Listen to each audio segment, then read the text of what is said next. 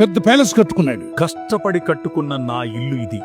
ఏమి జరిగినా ఈ ఇల్లును అమ్మను. కానీ ఆర్థిక ఇబ్బందుల్లో పడ్డాడు. ఆ ప్యాలెస్ అంటే తనకు ప్రాణం, అమ్మాలనుకోవట్లేదు. ఒక అతను ఇతని దగ్గరకు వచ్చి సహాయం చేస్తా అన్నాడు. నాకు అప్పిస్తామంటే నేను అప్పు ఇవ్వనన్నాడు. ఈ ప్యాలెస్ నాకు అమ్మాయి డబుల్ అమౌంట్ ఇస్తానన్నాడు. నేను అమ్మనయ్యా అన్నాడు. అయితే ఓ పని చేయి, నేను అప్పు ఇవ్వను. మరి ఎలా అయ్యా?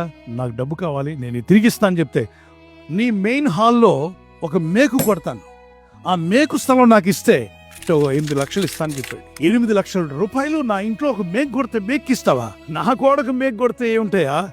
నో ప్రాబ్లం, అయితే డబ్బు ఇవ్వు, దేని మీద సంతకం పెడతాను, ఆ మేకు స్థలం మాత్రం నీది, ఇల్లంతా నాదన్నాడు. ఓకే, ఇల్లంతా నీదే, మేకు స్థలం నాదన్నాడు.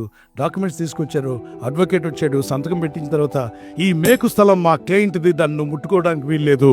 అలాగే సార్, వాడు ఎప్పుడైనా వస్తాడు, ఏ బ్యాగ్ అయినా తగిలించుకుంటాడు, కాబట్టి వాడిని మాత్రం నువ్వు డిస్టర్బ్ చేయకూడదు అంటే ఓకే, నో ప్రాబ్లం. డబ్బు తీసుకున్నాడు, చాలా అవసరాలు ఉన్నాడు కాబట్టి ఇంట్లోకి వెళ్ళి భార్య బిడ్డలతో నవ్వుకున్నాడు. మన గోడకు మేకు కొడితే వాడు ఎంత ఇచ్చాడు?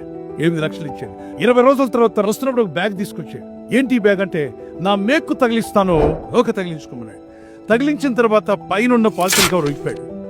లోపల దుర్వాసన వస్తుంది, చచ్చిపోయిన ఎలుకలు, చచ్చిపోయినటువంటి జంతువులన్నీ పెట్టినటువంటి ఒక కవరు, పీనుగు వాసన.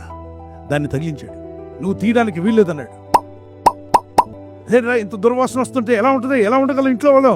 అనవసరం, నువ్వు ఆల్రెడీ సంతకం పెట్టావు, మేకు ఆ బ్యాగు వాడిని ముట్టడానికి వీల్లేదని. ఇంట్లో పిల్లలందరూ అసలు తిరగలేకపోతున్న, నానా వాంతి వచ్చేస్తుంది. ఆ దుర్వాసన పెరిగి పెరిగి ఆ ఈగలన్నీ అక్కడ చేరి పిల్లలు ఏడుస్తున్నారు, భార్య బిడ్డలు ఏడుస్తున్నారు.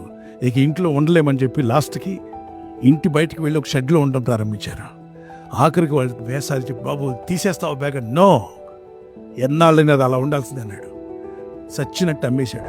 ఎవరు కొండకు ముందుకు రాకపోతే ఇతను డబ్బు ఇచ్చేయి కొనుక్కున్నాడు. అప్పుడు అతను, అరే ఒక్క మేకు స్థానం ఇచ్చి ఎంత పోగొట్టుకున్నాను, ఒక మేకు స్థానంతో ఇల్లు మొత్తం పోయింది. Small things makes big difference. చిన్న తొందరపాటు నిర్ణయం గొప్ప నష్టాన్ని తీసుకొచ్చింది. Small wrong decision can spoil your life.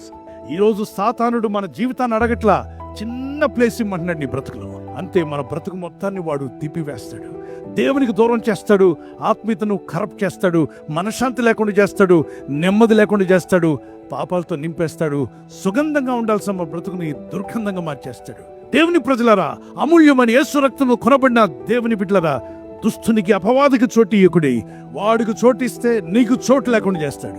అది ఇల్లు కావచ్చు, బిజినెస్ కావచ్చు, అది ఉద్యోగం కావచ్చు, అది ఆఫీస్ కావచ్చు, అది కుటుంబంలో ఒకళ్ళని బిడ్డల చదువులో కావచ్చు. ఎక్కడైనా అపవాదికి చోటిస్తే వాడు కంటికి కనబడ్డు కానీ నీకు చోటు లేకుండా చేస్తాడు. కనుక అపవాదికి చోటు ఇయ్యకుడి.